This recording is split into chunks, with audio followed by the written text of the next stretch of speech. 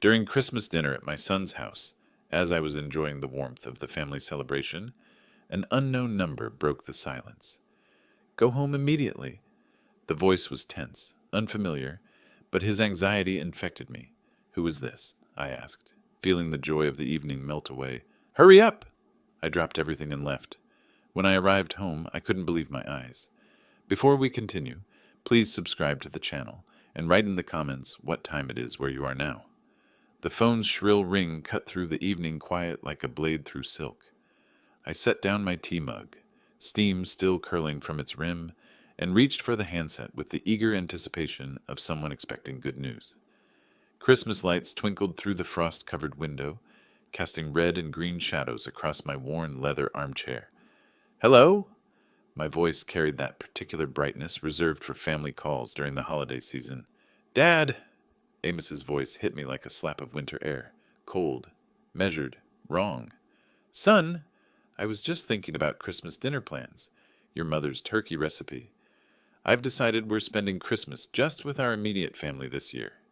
Each word fell with deliberate precision. Without you. The fireplace crackled behind me, but suddenly the warmth couldn't reach my bones. My reading glasses slipped down my nose as I blinked, trying to process what I'd heard. But son, we always... What happened? Did I do something wrong? Nothing happened.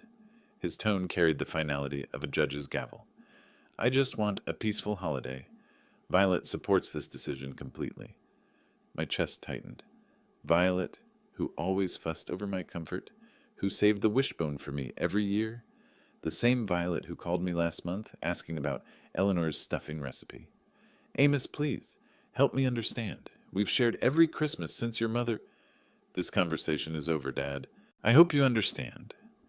The dial tone buzzed in my ear like an angry wasp. I held the phone for several heartbeats, staring at it as if it might offer an explanation. My tea had grown cold in the forgotten mug, my hands trembling slightly as I finally placed the handset back in its cradle. The grandfather clock in the hallway chimed 8 times. Each note seemed to echo the finality in my son's voice.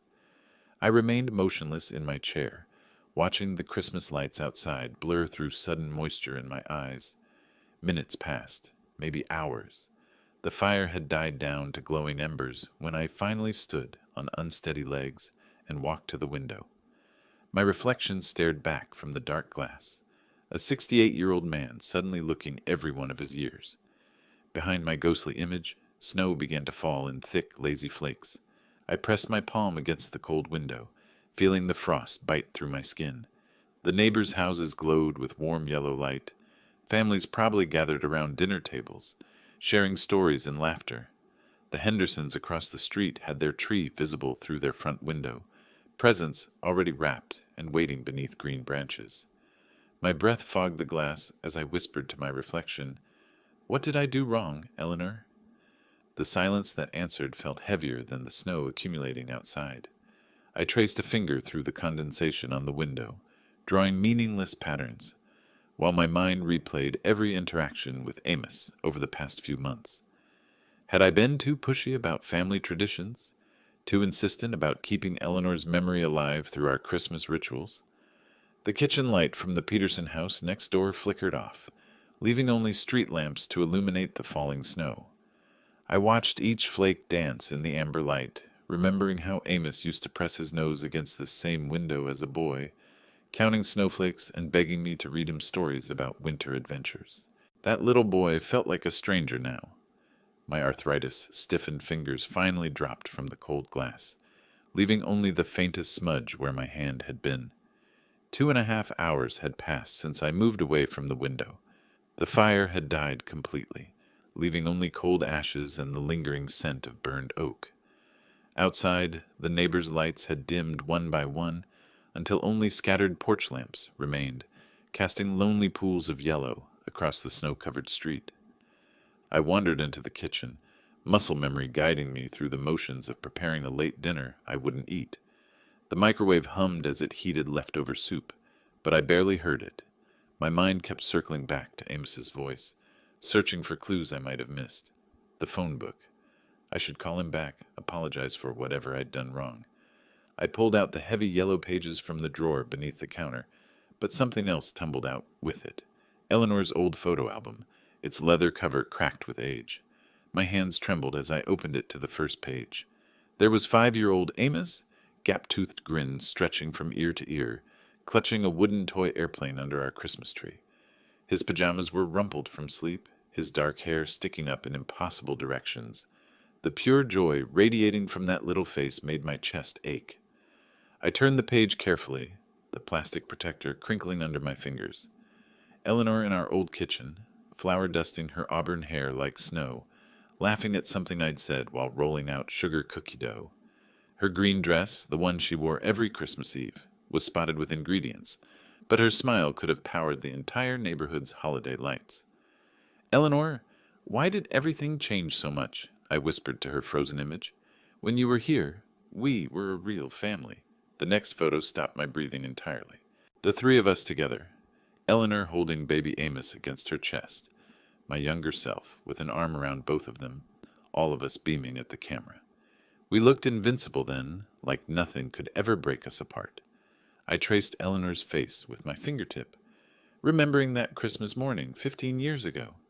Amos thundering down the stairs in his Superman pajamas, Eleanor making her famous cinnamon rolls, while I pretended to be surprised by his excitement. He'd begged me to read The Night Before Christmas 3 times that day, snuggling against my shoulder with chocolate on his fingers and wonder in his eyes.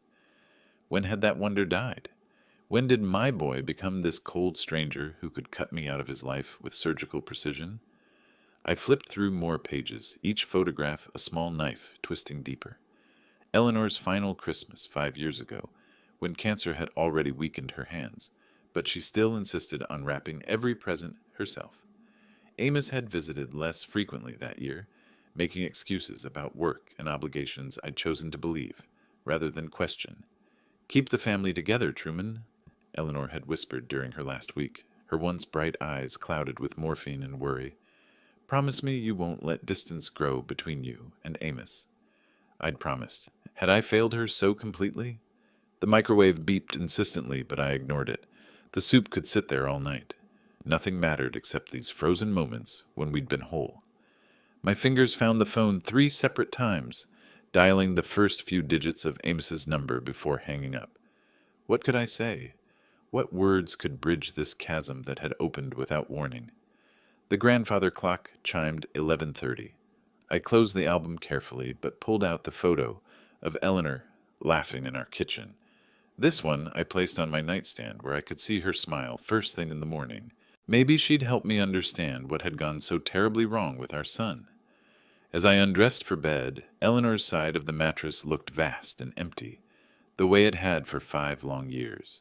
But tonight it felt even more hollow, as if losing Amos had doubled the loneliness that already lived in these rooms. I set my alarm clock for 8, old habits from 40 years of work refusing to die, and pulled the covers up to my chin. Through the bedroom window, snow continued falling steadily, blanketing our neighborhood in pristine white that would be gray slush by morning. The photo album went back in the drawer, but not before I whispered one final question to the darkness. "Where's that little boy who begged me to read him bedtime stories?" Morning light filtered through curtains that hadn't been properly opened, casting gray shadows across my rumpled breakfast table. The newspaper lay folded beside a bowl of oatmeal that had grown cold while I read the obituaries, a habit that felt more relevant with each passing year. Eleanor's photo smiled at me from the nightstand where I'd left it, but even her encouragement couldn't lift the weight that had settled in my chest. The phone's electronic ring made me jump, my spoon clattering against the ceramic bowl. After yesterday's conversation, any unexpected call felt like a potential ambush. I checked the caller ID with shaking fingers, and my heart stuttered when I saw Amos's name displayed in blue letters. Hope and dread wrestled in my stomach as I lifted the handset. "Hello?" My voice came out more cautious than I had intended. "Dad." But this time, warmth crept around the edges of that single word. "I want to apologize for yesterday's call. I was completely wrong." Relief flooded through me so quickly I had to grip the table's edge. "Son! I'm so glad you called back. I was worried I'd done something." "No, Dad. You didn't do anything. I was stressed about work, taking it out on the wrong person." His voice carried that familiar cadence I remembered from childhood, when he'd apologize for breaking something or tracking mud through the house. Violet reminded me how important our family traditions are. We want you to come for Christmas dinner after all. Of course I'll come. The words tumbled out before I could stop them, joy bubbling up like champagne. Your mother's turkey recipe, and I'll bring the cranberry sauce That sounds perfect, Dad. Bring everything you usually make. He paused, and something in that silence made my elbow bump against my coffee mug. Violet's really looking forward to it. The kids have been asking about Grandpa Truman's stories. But underneath his enthusiasm, something felt rushed, practiced, like he was reading from a script rather than speaking from his heart. Amos, what made you change your mind so suddenly? Yesterday you seemed so certain. Just realized my mistake, that's all. His words came faster now, overlapping my question. Listen, I need to run. Work calls, you know how it is. We'll see you Christmas Day around noon? Wait, son, can we talk for just... Love you, Dad. See you soon. The line went dead before I could finish my sentence. I sat holding the phone, staring at it like it might provide answers to questions I couldn't quite formulate. For a moment, pure joy had coursed through my veins. Christmas was saved, my family restored, Eleanor's fears proven wrong. But now, in the silence that followed, doubt crept in like cold air through a cracked window. Something in Amos's voice hadn't sounded like my son. The words were right, the apology appropriate, but the delivery felt hollow, mechanical, like he was checking items off a list rather than mending a relationship. I stood up abruptly, pacing to the kitchen window where yesterday's snow had transformed the yard into a winter wonderland. The Peterson kids were already outside building a snowman, their laughter carrying across the still air. Normal families doing normal things on a normal December morning. Why didn't this feel normal? Maybe I'm overthinking this, I muttered to Eleanor's memory, turning back toward the living room. He apologized. He wants me there. Isn't that what matters? But as I moved through my morning routine, dishes in the sink, newspaper in the recycling bin, coffee mug rinsed and dried, that nagging feeling grew stronger. Amos had deflected every attempt at deeper conversation, rushing off the phone like he was afraid I might ask the wrong questions. What questions would be wrong? I picked up the phone again, dialing the first 3 digits of his number before stopping myself. What was I going to say? Son, your apology sounded fake? Why did you hang up so quickly? Can you prove you actually want me there? The question sounded paranoid, even in my own head. I set the phone down and walked toward the kitchen, mentally cataloging everything I'd need to prepare for Christmas dinner. The turkey would take hours. The cranberry sauce needed to be made fresh, and Eleanor's stuffing recipe required ingredients I didn't have in the house. But as I reached for my shopping list, my hand paused over the notepad. Something Amos had said echoed in my memory. Violet reminded me how important our family traditions are. Since when did Violet need to remind Amos about anything? He'd grown up with these traditions, lived them every year until his mother died. And why mention Violet's support so specifically? As if he needed her permission to invite his own father to Christmas dinner? I stared at the blank notepad, pen hovering over paper, while unease settled deeper in my bones. 3 days of purpose followed that confusing phone call. I woke December 22nd with energy I hadn't felt since Eleanor's passing, humming old Christmas carols while brewing my morning coffee. The notepad beside my cereal bowl filled quickly with menu plans and shopping lists, each item checked and double-checked. Turkey, cranberry sauce, Eleanor's stuffing, I muttered, tapping my pen against the worn kitchen table. Everything had to be perfect. This was my chance to prove that family traditions still mattered, that some bonds couldn't be broken by grief or time. The butcher shop on Maple Street buzzed with holiday shoppers, but I waited patiently in line, determined to find the perfect bird. When my turn came, I leaned across the glass counter with the intensity of a man on a mission. I need your finest turkey, I told the round-faced butcher, his white apron splattered with evidence of his craft. This is for a very special family reunion. His eyes brightened with understanding. Ah, bringing the family back together. I've got just the thing. The 22-pound turkey he presented looked like something from a magazine cover, plump, unblemished, with skin that would crisp to golden perfection. I paid without haggling, already imagining the moment I'd carry it into Amos's kitchen. December 23rd took me to the mall, where holiday crowds moved like schools of fish between brightly lit stores. The toy store overwhelmed me with choices until I spotted the model airplane kit, a vintage Cessna that reminded me of the wooden plane from that long ago photo. For Sarah, I selected an art set with colored pencils, arranged like a rainbow in their wooden box. That evening, I harvested herbs from my winter garden, their woody stems crackling between my fingers. Eleanor's marinade recipe, written in her careful script, lay propped against the sugar bowl while I minced garlic and stripped rosemary leaves. Eleanor, I hope I remember this correctly, I whispered to her photo on the windowsill. This has to be perfect. The marinade came together like a fragrant green paste. Garlic, rosemary, thyme, olive oil, and Eleanor's secret ingredient, a splash of white wine. I massaged it under the turkey's skin with careful fingers, feeling like I was performing some ancient ritual of reconciliation. Christmas Eve morning arrived gray and cold, but my spirits remained high. I wrapped gifts with military precision, folding corners sharp as knife blades, and tying ribbons with careful bows. My best Christmas shirt hung pressed and ready, cologne dabbed behind my ears like armor for battle. Yet as evening approached, unease crept in like fog through cracks. Amos hadn't called to confirm details. What time should I arrive? Should I bring wine? Did the children have food allergies I'd forgotten? My phone remained stubbornly silent, despite my frequent glances. Frank Larson appeared at my kitchen window while I cleaned up marinade bowls, his weathered face creased with curiosity. "Big plans tomorrow, Truman?" he called through the glass. "Christmas dinner with Amos and his family," I replied, perhaps too quickly. "We're going to be a real family again." Something flickered across Frank's expression, but he only nodded. "That's wonderful. You deserve happiness." After he left, I couldn't shake the feeling that his question had carried weight beyond casual neighborly interest. But I pushed the thought away, focusing instead on the golden turkey resting in my refrigerator and the carefully wrapped gifts waiting by the door. By bedtime, Christmas Eve, everything was ready. Everything except my racing heart, which seemed determined to find problems where none existed. Why hadn't Amos called? Why did Frank look concerned? Why did this reunion feel more like a performance than a homecoming? I stared at the ceiling until dawn, telling myself that anticipation always brought anxiety. Tomorrow would be perfect. It had to be. Christmas morning dawned crisp and bright, snow sparkling like scattered diamonds across the neighborhood.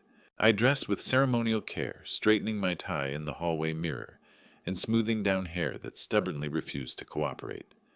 The turkey carrier felt heavier than expected as I loaded it into my car alongside the gift bags. I paused at my front door, key hovering over the lock, and looked back at my house. Empty rooms stared back through frost-covered windows, waiting for my return. Something cold touched my spine, but I shook it off and turned toward the car. Today was about family. Today was about healing. Amos's driveway crunched under my tires, ice crystals glittering in the afternoon sun. Christmas lights outlined every window and door frame, creating a postcard-perfect scene that made my chest tight with hope. I maneuvered the turkey carrier and gift bags from my car, cold air biting my cheeks as I approached the front door. Before I could knock, it swung open to reveal Violet's warm smile, flour dusting her red sweater like confectioner's snow. "Truman, we're so glad you're here. Come in before you freeze." The house smelled like cinnamon and pine, holiday music drifting from hidden speakers, while Christmas lights cast rainbow shadows across polished hardwood floors. Timmy appeared at my elbow like magic, bouncing on his toes with barely contained excitement. "Grandpa Truman, did you bring presents? Can we open them now? Mom said we had to wait, but—" "Let your grandfather get settled first," Violet laughed, taking the heavy turkey carrier from my numb hands. "This thing weighs a ton. What did you do to it?" "Eleanor's secret marinade," I said, unwinding my scarf while Sarah peeked shyly around the corner. 24 hours of garlic, rosemary, and patience." Martha Harrington emerged from the kitchen, wiping her hands on a dish towel covered in dancing reindeer. Her eyes widened when she saw the turkey carrier. "This turkey is absolutely magnificent. You must share Eleanor's secret." I've been making the same boring bird for 30 years. The secret is time, I told her, accepting Walter's firm handshake and his gruff nod of approval. Eleanor always said good things can't be rushed. Amos appeared last, straightening his tie with movements that seemed too precise, too controlled. His smile reached his mouth, but stopped somewhere short of his eyes. Thanks for coming, Dad. This means everything to us. Something in his tone made me study his face more carefully, but Timmy grabbed my hand and dragged me toward the dining room before I could analyze what I'd heard. The table gleamed under soft candlelight, places set with Violet's good china, and cloth napkins folded into perfect triangles. My turkey took center stage, golden skin glistening under the chandelier like it had been brushed with liquid amber. Would you carve, Truman? Violet asked, offering me the electric knife. You're the artist here. I carved with steady hands, each slice revealing meat so tender it practically fell from the bone. The marinade had worked its magic, herbs creating a fragrant crust that drew appreciative murmurs from around the table. Conversation flowed like wine during dinner. Walter asked about my retirement projects, while Martha praised every dish I'd contributed. The children chattered about school and friends, their voices bright with holiday excitement. Even Amos seemed to relax, sharing stories about work that sounded almost natural. But I noticed things, the way he checked his watch when he thought no one was looking, how he startled slightly when someone's phone buzzed with notifications. His laughter carried the right notes, but something underneath felt hollow, like an echo in an empty room. Grandpa, can we open presents now? Sarah asked, her voice soft but hopeful as she finished her cranberry sauce. Please, please, please, Timmy added, bouncing in his chair until Violet placed a calming hand on his shoulder. The gift exchange happened in the living room, wrapping paper scattered like colorful snow across the carpet. Timmy's eyes grew wide as he unwrapped the model airplane, turning the box over to examine every detail. A Cessna! Just like the ones at the air show. Can we build it together? Of course, I promised, warmth spreading through my chest. That's what grandfathers are for. Sarah hugged her art set close, already planning masterpieces with colored pencils that gleamed like jewels in their wooden case. I'm going to draw our whole family, she announced solemnly, even great-grandma Eleanor, so she can be with us too. The room fell quiet for a moment, Eleanor's absence suddenly present among us like an extra guest. But it wasn't the sharp grief I'd carried for 5 years. This felt gentler, like she was smiling down at us from wherever such smiles come from. She would have loved that, I said, my voice rougher than intended. As evening approached, the meal's warmth settled over us like a comfortable blanket. Walter and I discussed baseball, while Martha helped Violet with dishes. The children played on the floor with their new treasures, their giggles providing a cheerful soundtrack to adult conversation. I loosened my tie and leaned back in the armchair Violet had designated as mine, feeling more content than I had in months. This was what Christmas should be: family together, traditions honored, love shared across generations. My phone vibrated against my chest, a gentle buzzing through my jacket pocket. I ignored it, not wanting to break the spell of this perfect evening. But it buzzed again, insistent as a trap bee. Excuse me for just a moment, I said to Walter, who'd been describing his grandson's baseball prowess. I slipped away from Walter's baseball stories, my phone still buzzing insistently against my ribs. The narrow powder room off the main hallway offered privacy, its door clicking shut behind me to muffle the warm sounds of family conversation. Unknown number glowed on my phone's display. I almost declined. Who calls on Christmas night except telemarketers and scam artists? But when it stopped ringing and immediately started again, irritation overrode caution. Hello? Who is this calling on Christmas? You need to get home immediately. The voice cut through pleasantries like a blade through wrapping paper. Urgent, male, unfamiliar. I blinked at my reflection in the bathroom mirror, watching my expression shift from annoyance to confusion. Who is this? What are you talking about? That doesn't matter right now. Just go home. My grip tightened on the phone. Behind the bathroom door, I could hear Timmy explaining airplane parts to his grandmother, normal Christmas evening sounds that suddenly felt very far away. I don't understand what you're saying. What's happening? Trust me, and go now. The line went dead, leaving me staring at the phone like it might explain itself. My reflection in the mirror looked older somehow, worry lines etched deeper around my eyes. The stranger's voice had carried conviction, not the rehearsed quality of a scam call, but genuine urgency that made my chest tighten. What could be wrong at home? Fire? Break-in? Had I left something dangerous running? My mind raced through possibilities while my heart picked up speed to match. But this was Christmas dinner, my first real family gathering in 5 years. How could I leave based on some cryptic warning from a stranger? Violet would worry, the children would be confused, and Amos might think I was making excuses to escape.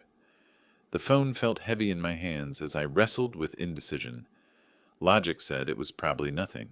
A wrong number, a prank. Maybe someone with information that wasn't as urgent as they claimed. But something in the caller's tone had cut through my rational defenses. I checked the number again, completely unfamiliar. No voicemail, no follow-up text. Just that stark command to go home immediately. Through the bathroom door, I heard Amos laugh at something Walter said, the sound sharp and too bright. Had he noticed my absence yet? Was he checking his own watch, wondering why his father was taking so long? My reflection stared back with worried eyes. Christmas lights from the hallway casting red and green shadows across my face. The stranger's voice echoed in my memory. Trust me, and go now. Trust whom? Why? What possible emergency could require such urgency that a stranger would track down my phone number on Christmas night? But even as logical questions multiplied, my body was already responding to primitive alarm signals. My shoulders had tensed, my breathing grown shallow. Some ancient part of my brain was screaming that this call wasn't random, wasn't meaningless. I thought of my house sitting empty in the December darkness, windows unlit, doors locked against whatever might be waiting. What if someone was inside right now, going through my belongings? What if the house was flooding or burning or... Dad, you okay in there? Amos's voice came through the door, concerned and perfectly timed. Just a minute, I called back, my voice steadier than I felt. I took one deep breath, watching my reflection steel itself for whatever came next. The stranger's urgency had infected me like a virus. I couldn't ignore it, couldn't explain it away, couldn't pretend that Christmas dinner was more important than this growing certainty that something was very wrong at home. My hand reached for the doorknob, fingers trembling slightly as they closed around cold brass. Whatever explanation I gave the family would have to be good enough. Whatever was happening at my house couldn't wait for dessert and coffee. My hand trembled as I turned the bathroom doorknob, the stranger's urgent voice still echoing in my skull. The warm family scene beyond the door felt suddenly foreign. Children's laughter, adults chatting over coffee, the soft glow of Christmas lights that had seemed so welcoming an hour ago. Everything okay, Dad? Amos looked up from his conversation with Walter, something flickering behind his eyes that might have been concern or calculation. I need to go home. The words came out sharper than intended, cutting through the comfortable evening atmosphere like a blade through wrapping paper. Violet appeared at my elbow, dish towel still in her hands. Home? But we haven't had dessert yet. I made your favorite apple pie. There's an emergency. I grabbed my coat from the closet, movements jerky and urgent. Someone called. Something's wrong at the house. The room fell quiet, except for Timmy's model airplane making whooshing sounds as he flew it between the furniture. Sarah looked up from her new art supplies, colored pencils scattered across the coffee table like rainbow sprinkles. What kind of emergency? Walter's brow furrowed with the suspicion of a man who'd lived long enough to question convenient coincidences. I don't know yet. My fingers fumbled with coat buttons, muscle memory failing under stress. They just said I needed to get home immediately. Amos stood up, his face the picture of concerned confusion. Who called? Why didn't they explain what was wrong? For a split second I studied my son's expression, searching for something I couldn't name. His worry looked genuine, but there was something underneath, a tension that didn't quite match his words. I have to go. I bent to kiss the children goodbye, their small faces looking up at me with innocent bewilderment. Thank you for a wonderful Christmas dinner. I'm sorry to leave like this. The cold December air hit my face like a slap as I hurried to my car, family voices following me through the open door.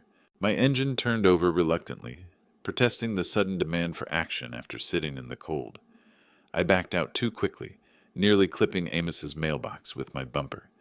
In the rearview mirror, I saw them clustered in the doorway, Violet hugging herself against the cold, Walter shaking his head, the children pressing their faces to the window. Amos stood slightly apart from the group, his silhouette dark against the warm light spilling from inside. The suburban streets stretched empty before me, Christmas lights twinkling from house after house like distant stars. Most families were inside celebrating, creating the warm tableau I glimpsed through uncurtained windows. The radio played Silent Night, but nothing about this night felt silent or holy. My hands gripped the steering wheel until my knuckles went white, that mysterious voice replaying in my memory with each mile. Trust me and go now. But trust whom and why? What could possibly be wrong at home that required such urgency? The speedometer crept past the limit as empty intersections blurred by. I ran a yellow light, then another, driven by some primitive instinct that screamed danger even when logic found no evidence. Had I left something running?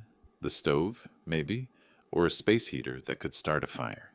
But I'd been so careful preparing for today, double-checking everything before leaving. The house had been pristine, secure, ready for my return, unless someone else had entered it. That thought hit like ice water in my veins, making my foot press harder on the accelerator. A break-in. It had to be. Someone had seen the house dark and empty on Christmas night, easy pickings while the owner was away celebrating with family. But how would a stranger get my phone number? How would they know I wasn't home? My mind circled back to Amos's behavior during dinner, the way he'd checked his watch, that forced laughter, the relief I'd seen flicker across his face when I announced my departure.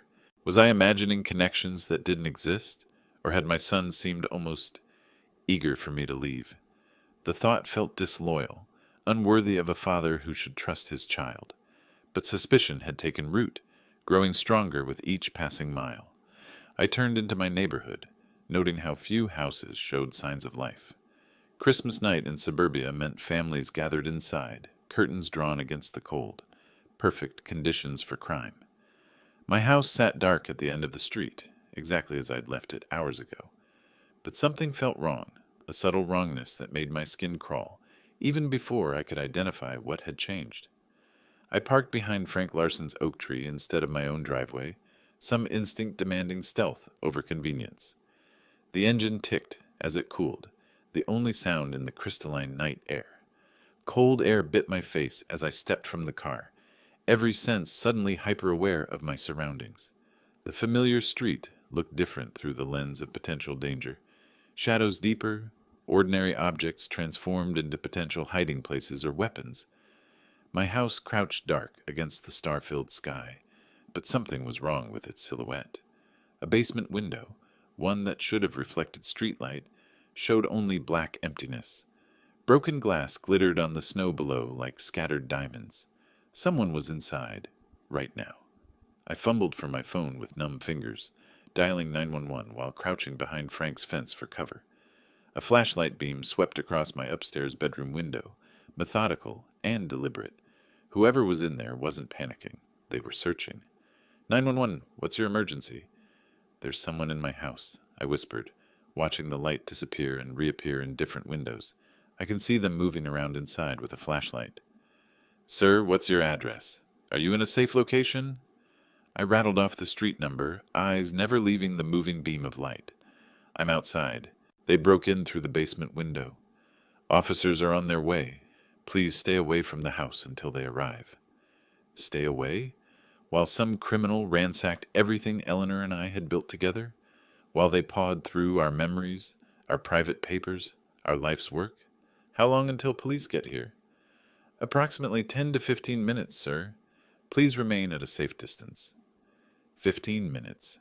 A lifetime for a thief to grab everything valuable and disappear into the night. I hung up and popped my car trunk, hands shaking as I searched through emergency supplies and forgotten tools. My fingers closed around cold metal, a tire iron left over from changing a flat last spring. The weight felt solid, reassuring. Whoever was violating my home would find more resistance than they'd bargained for. I crept around the house's perimeter, using Christmas decorations and snow-laden bushes for cover. The broken basement window told a story, jagged glass teeth pointing inward, snow scattered on the basement floor where the intruder had climbed through. The flashlight beam moved systematically through my bedroom, pausing at the dresser where Eleanor's jewelry box sat, then moving to the closet where I kept important papers. This wasn't random vandalism or drug-fueled desperation. Someone was looking for specific things. My hands tightened on the tire iron as protective rage flooded my system. This was my house, my sanctuary, my life with Eleanor that some criminal thought they could just steal like it meant nothing. I positioned myself in the shadows beside the broken window, ears straining for sounds from inside.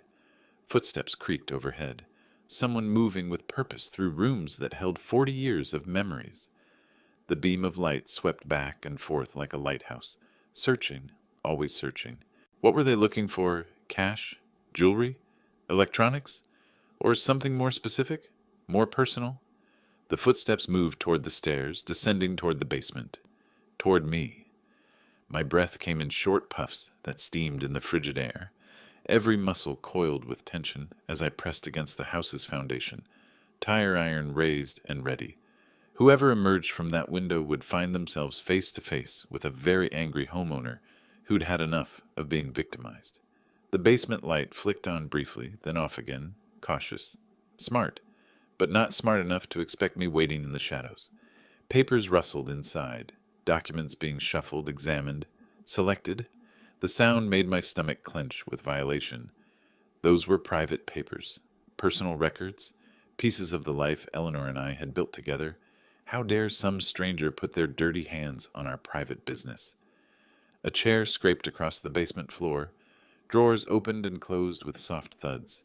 The methodical searching continued, unhurried despite the risk of discovery. Whoever was inside felt safe, confident they had time to find what they wanted. They were wrong. The flashlight beam approached the broken window, casting long shadows across the snow-covered yard. I pressed tighter against the house's brick wall, tire iron trembling in my grip from cold and adrenaline. A bag appeared first, dark canvas stuffed with papers and small objects. Then a leg, carefully testing the window frame for sharp glass before committing to the exit. I held my breath, every muscle coiled for action.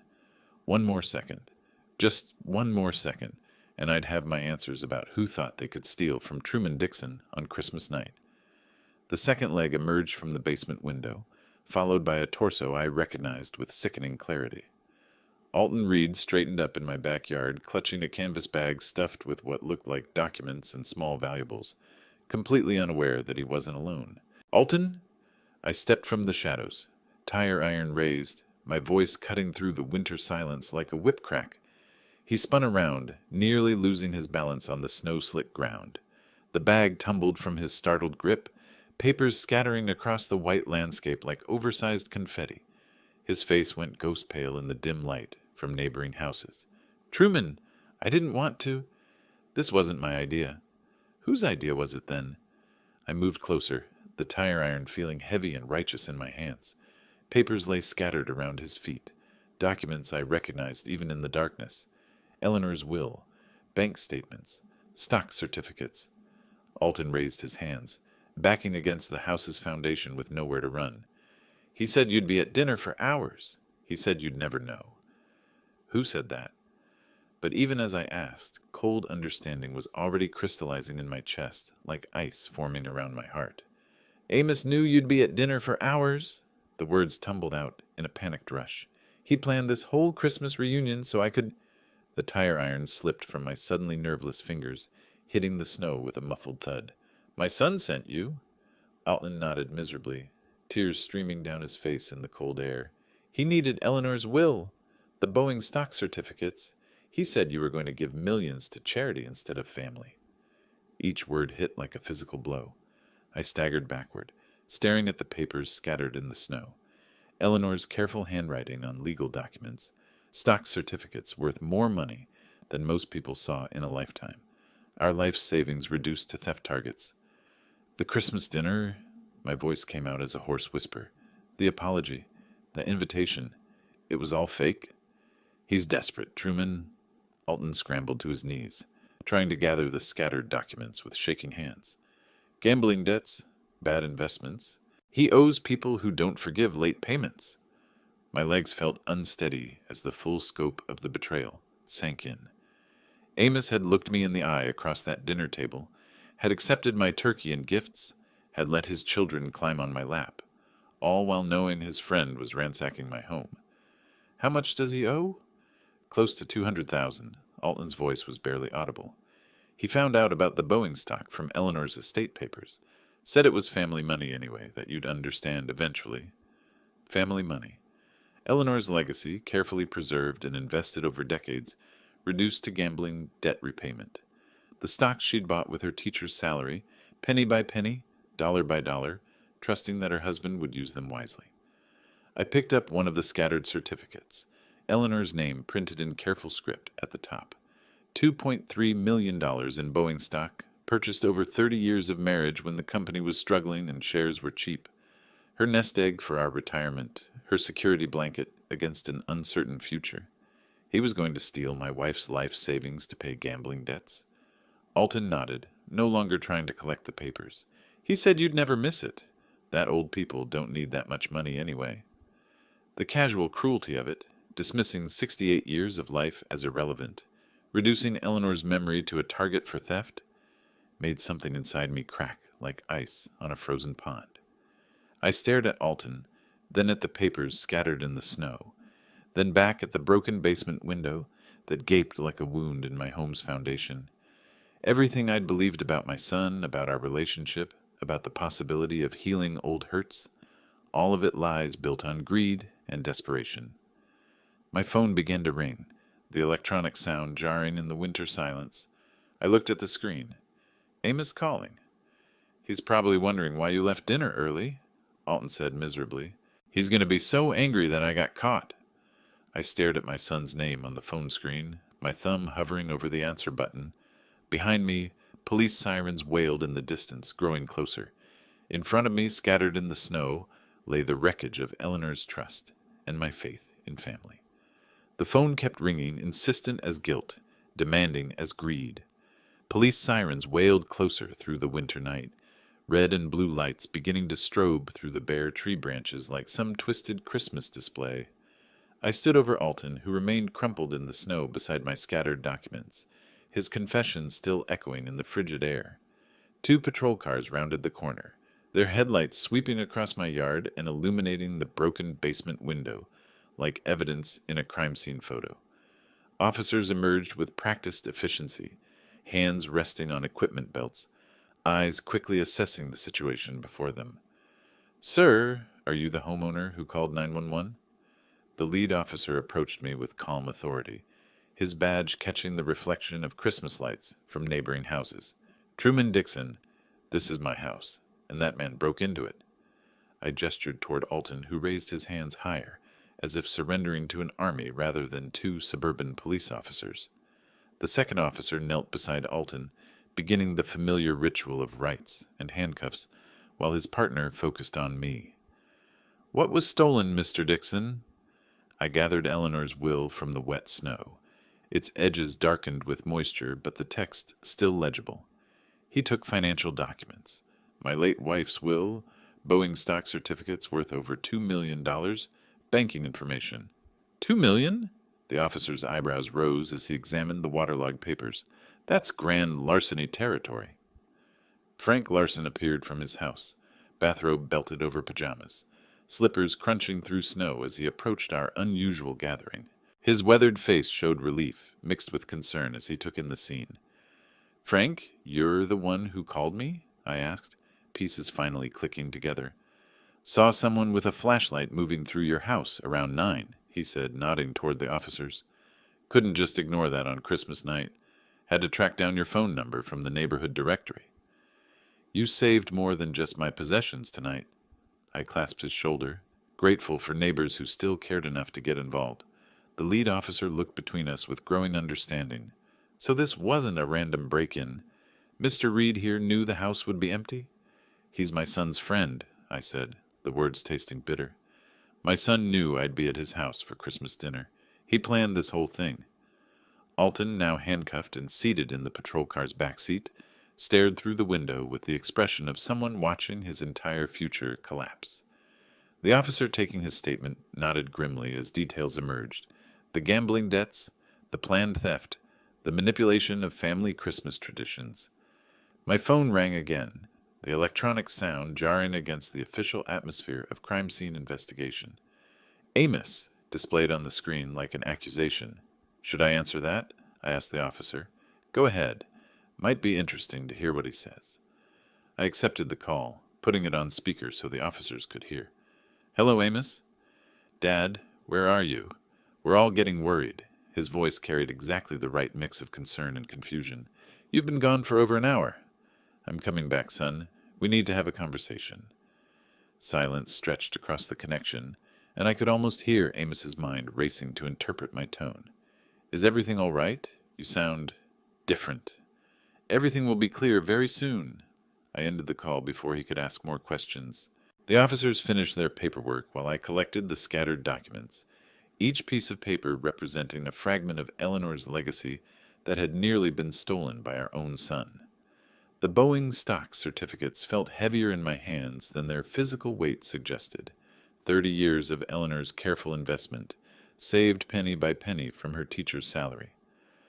We'll need you to come in tomorrow to finalize your statement, the lead officer said, handing me his card. Mr. Reed will be charged with breaking and entering, attempted grand larceny, and probably a few other things once we sort through everything. Frank walked with me to my car as the patrol vehicles drove away, Elton's pale face visible through the rear window like a ghost of Christmas future. You sure you're okay to drive back there? Frank asked. That's going to be a tough conversation. I looked at my house one final time. The broken window, the disturbed snow, the Christmas wreath on my front door that suddenly seemed to mock the whole notion of peace on earth. Some conversations can't wait, Frank. Some truths need to be told while they're fresh. My car started reluctantly in the cold, engine protesting the sudden demand for action. As I backed out of my driveway, my headlights swept across the Christmas decorations on my front door, their cheerful red bow a bitter contrast to the family destruction I was about to unleash. But Eleanor's will sat safely beside me on the passenger seat, rescued from theft and betrayal. Whatever happened next, her legacy would be protected. My headlights swept across Amos's house as I pulled into the driveway, the warm glow from the windows and twinkling Christmas lights creating a perfect facade of family happiness. Through the front window, I could see silhouettes moving in the living room, my son pacing near the Christmas tree while Violet gestured with obvious concern. The recovered documents lay on my passenger seat, like evidence in a court case. Eleanor's will, slightly damp but perfectly legible. The Boeing stock certificates, bearing her careful signature from decades past. I gathered them carefully, each paper a weapon in the battle for truth I was about to wage. I didn't knock. This was still family, even if that word had been poisoned by greed and betrayal. The front door opened onto a scene of worried domesticity. Violet folding dish towels by the kitchen entrance, Walter reading a magazine while Martha worked on a crossword puzzle. The children sprawled on the carpet with their new Christmas toys. Everyone looked up as I entered, and I watched Amos's face transform from relief to confusion to growing alarm as he noticed my expression. Truman, thank goodness! Violet hurried toward me, genuine concern creasing her features. What happened? You look terrible. Ask your husband what happened, Violet. I placed the documents on the coffee table with deliberate ceremony, arranging them so everyone could see Eleanor's familiar handwriting on the will, the official Boeing letterhead on the stock certificates, the bank routing numbers on financial statements. Amos stared at the papers like they were evidence of his own execution. Dad, I don't understand what you're talking about. These are Eleanor's will and the Boeing stock certificates that Alton tried to steal tonight. I kept my voice level, letting the facts speak for themselves. He's currently in police custody, charged with breaking and entering an attempted grand larceny. Walter's magazine slipped from his hands. Stock certificates? What stocks?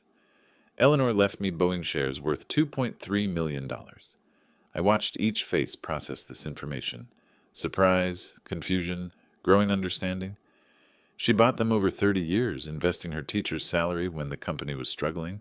Amos discovered that I planned to donate the inheritance to veterans organizations and educational charities.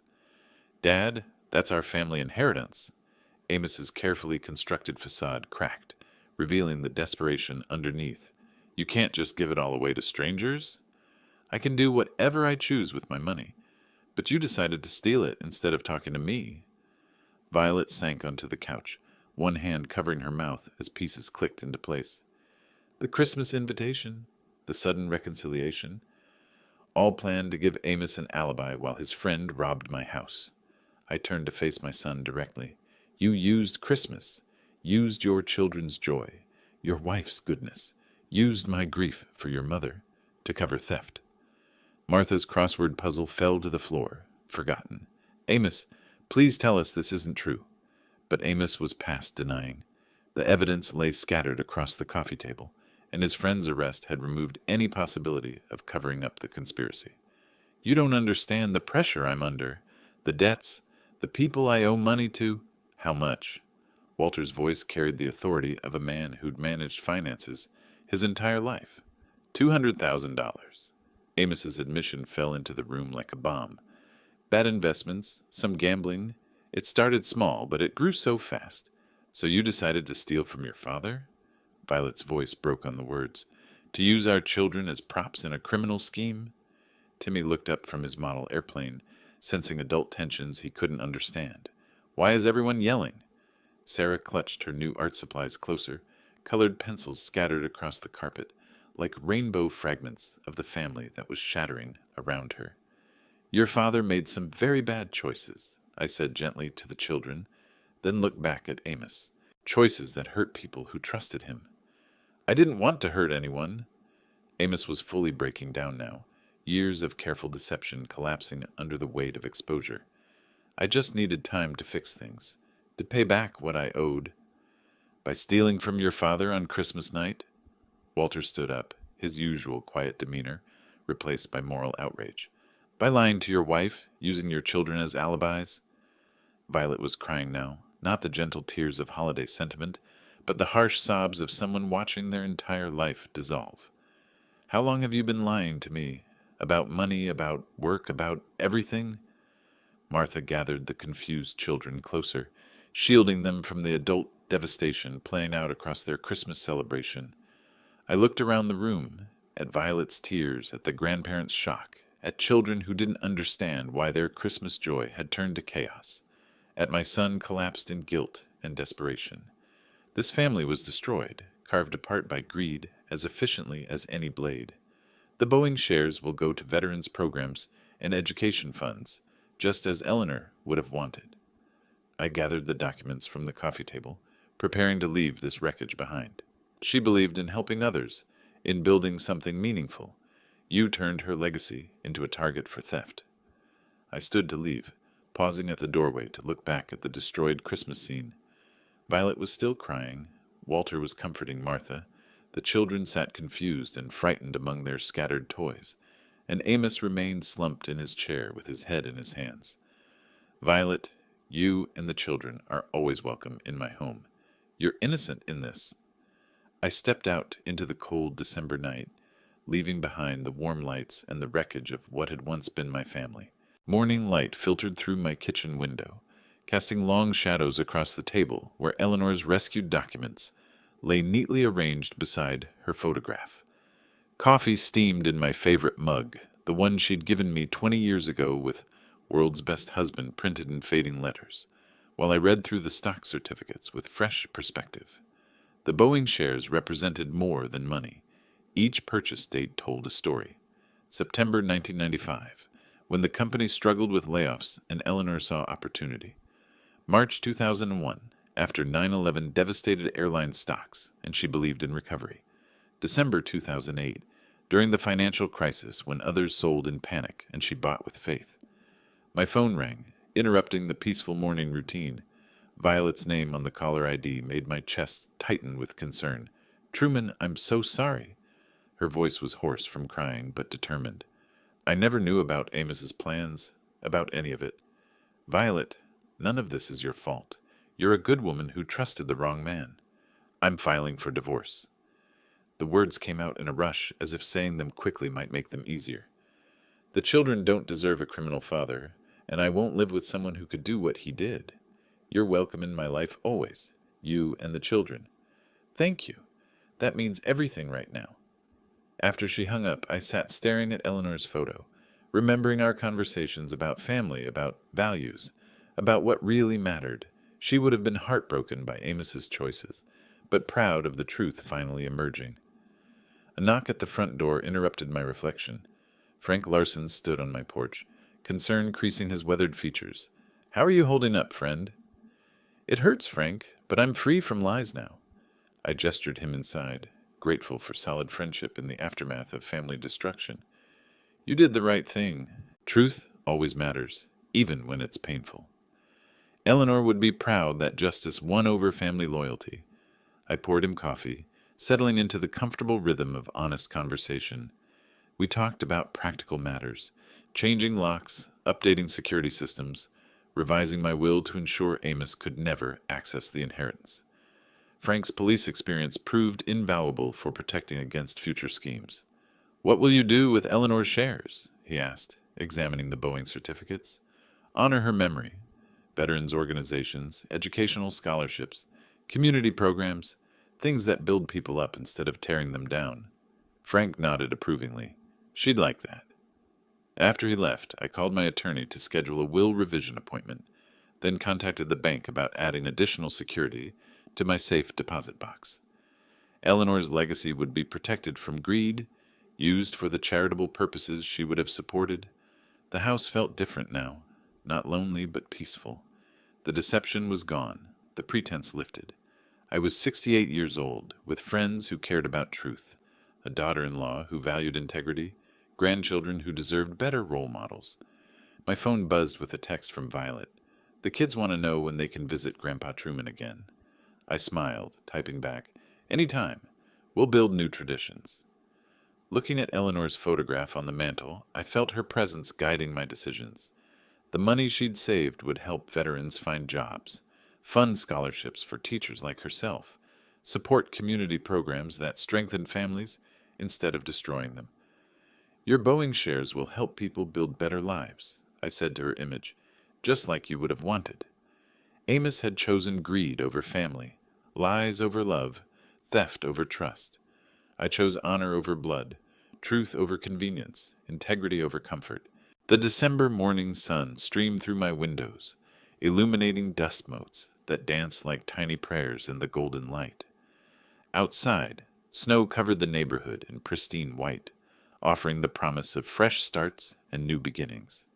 I opened my front door to breathe the crisp winter air, looking out at the peaceful street where Frank had stood guard like a sentinel of justice.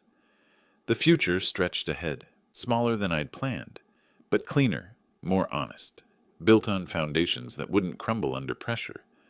Eleanor's legacy was safe. Truth had won over deception. Real family, the kind built on love and respect rather than blood and obligation, would continue. That was enough. That was everything. If you like this story, please like this video, subscribe to the channel, and share your impressions of this story in the comments. To listen to the next story, click on the box on the left. Thank you for watching.